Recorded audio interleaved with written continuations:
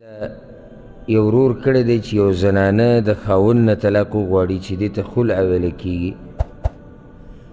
نو په دې زنانه باندې هم عدت داسې دی لکه څنګه چې هغه زنانه باندې دی کومه چې طلاق کړی شي د خاوند د طرف نه. نو طلاق او خلع کې فرق دی. خلع هغه چې زنانه د خاوند نه طلاق وغواړي چې ما طلاق کړه، او یو هغه طلاق دی چې خاوند د خپل طرف نه ورکړي. یو هغه چې د خپل طرف نه ورکړي خو واضح دی چې درې حیزه یا درې میاشتې به د دې عدت یې، او دې په منځ کې خاوند واپس کولی شي بغیر د مهر او د نکاح نه که چېرته دواړه راضي شي، خو په شرط دی چې اولنی طلاق وی او دویم طلاق وی. که چېرته دریم طلاق یې ورکړو نو د هغې نه بعد بیا نشي را واپس کېدی چې څو پورې د بل خاوند سره نکاح نه یې کړي او هغه بل خاوند بیا په خپله مرضۍ نه یې پرېښودي. خو د ورور سوال دا دی چې یو زنانه خلع وغواړي او خاوند وله یعنې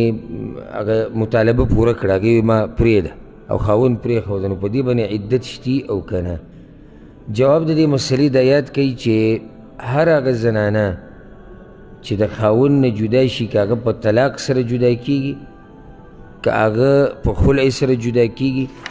او که هغه په وفات سره جدا کېږي، په دوی باندې عدت دی. یعنې چې یو ښځه خاوند یې مړ شو نو 4 میاشتې 10 ورځې به تېروي. طلاق کړه خاوند نو دا به 3 حیزه عدت تېروي، او که چېرته مهواري نه راځي بیا به 3 میاشتې عدت تېروي، الا که چېرته طلاق یې د زنانه سره میلاوېدو نه مخکې ورکړی. لکه قرآن کې الله وایي یا ایها الذین آمنوا اذا نکحتم المؤمنات ثم طلقتموهن من قبل أن تمسوهن فما لكم عليهن من عدة تعتدونها. ای ایمان والو که چېرته تاسو د یو زنانه سره واده وکئ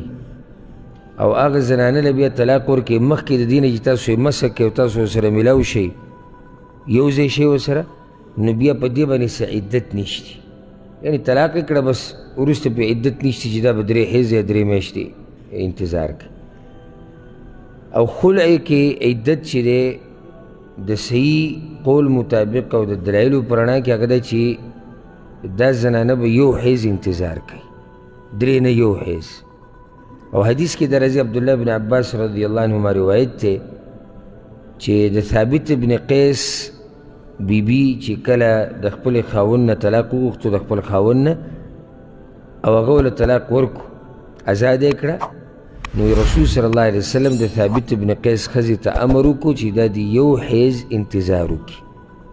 1 حیز به عدت تېروي. اوس دا حیز میاشت کې هم راتلی شي، میاشت نه مخکې هم راتلی شي، خو یو مهواري چې دی تېره کړه بس دا د عدت نه ووته. اوس